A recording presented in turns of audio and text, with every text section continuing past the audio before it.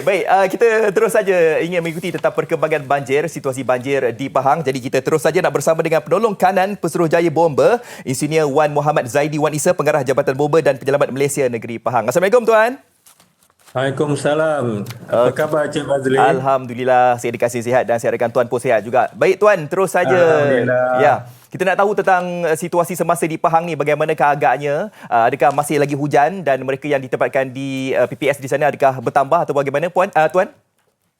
Baik, terima kasih Cik Fazli. Ya. Buat masa hari ini, Alhamdulillah pada masa kini keadaan banjir di negeri Pahang agak stabil dan terkawal. Ya. Di mana didapati keadaan air tempat-tempat yang sebelum ini mengalami keadaan banjir telah pun kembali surut.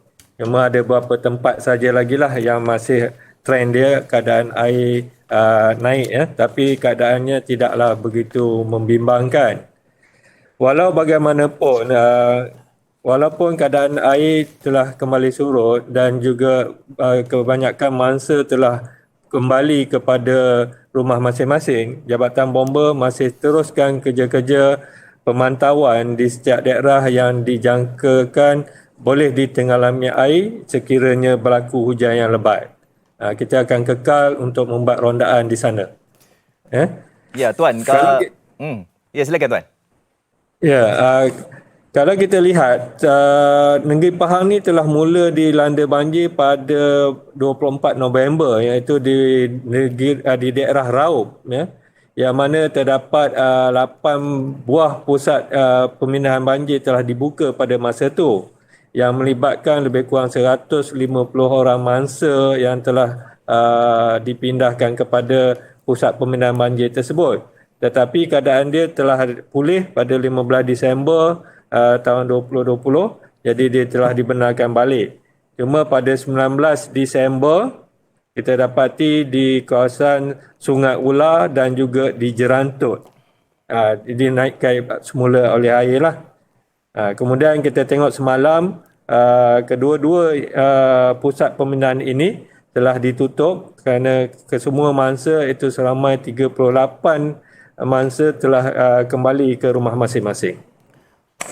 Dan alhamdulillah yang kita lihat tadi ada berlaku sedikit penurunan lah disebabkan masa-masa banjir ini. Mungkin Tuan boleh kongsikan juga tentang paras air sungai di sana. Difahamkan ada yang melepasi paras bahaya ya Tuan. Jadi saya percaya ini peringatan juga untuk mereka yang berada berdekatan dengan kawasan sungai tersebut Tuan.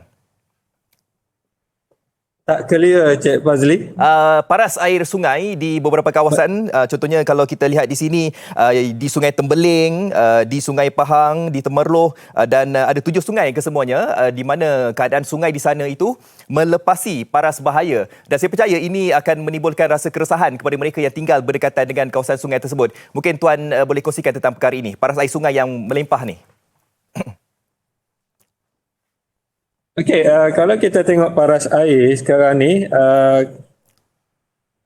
Jabatan Bomba terus membuat pemantauan jadi di beberapa tempat ataupun di sungai-sungai utama yang dijangkakan hujan lebat berterusan, kerana kebanyakan tempat ini akan ditenggelami oleh air lah. Jadi trendnya sekarang ni, sungai ini sehingga semalam, paras sungai masih berlaku peningkatan, tetapi tidaklah begitu ketara. Dia punya kenaikan, dia cuma kenaikan yang pada kadar yang tidak kuat lah. Contohnya di kawasan Maran, Sungai Jempol dan juga Sungai Yap di Jerantut.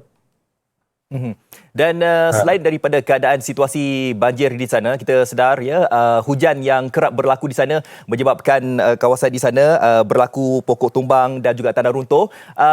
Spesifik keadaan tanah runtuh ini berlaku di Jalan Raub ke Bukit Fraser Tuan. Disebabkan itu runtuhan berlaku, iaitu runtuhan bongkah batu ini yang menutup jalan yang mana mereka ini nak pergi ke Bukit Fraser. Bagaimana Tuan melihat keadaan ini, runtuhan bongkah batu besar ni Tuan? Cik Fazli, saya tak boleh dengar suara Cik Fazli. Okey, baik. Okey ni. Dengar, okey. Selain daripada situasi banjir di sana, kita digemparkan juga dengan keadaan di sana di mana mereka ini yang nak pergi ke Bukit Fraser dah tak boleh dah. Sebab apa? Sebab ada runtuhan bongkah batu besar yang menutup jalan untuk menuju ke Bukit Fraser. Tak silap saya di Jalan Raub ke Bukit Fraser. Jadi bagaimana situasi di sana Tuan untuk waktu setakat ini? Keadaan itu kita tengah membuat kerja-kerja pembersihan tanah runtuh tersebutlah bagi membolehkan laluan ini dibuka semula. Dan juga pemantauan terus dibuat bagi mengelakkan runtuhan yang baru daripada berlaku. Yang itu tindakan sekarang yang kita buatlah. Okey. Baik, Tuan, mungkin Tuan boleh kongsikan mungkin antara cabaran yang dihadapi oleh pasukan bomba di saat ini, contohnya di kawasan ataupun di bahagian negeri Pahang. Bagaimana Tuan melihat situasi ini? Sebab kita ni tahu sedar pegawai bomba ini banyak lagi kerja yang harus mereka lakukan ya untuk menjaga kawalan banjir di sana. Dalam masa sama juga mereka ni menjaga SOP, mereka ni difahamkan kena pakai PPE dan sebagainya. Bagaimana Tuan melihat situasi ini? Okey, ini kalau kita tengok pandemik sekarang ni, iaitu COVID-19 ini, dia memberi satu cabaran kepada Jabatan Bomba lah untuk membuat kerja-kerja penyelamatan. Ya.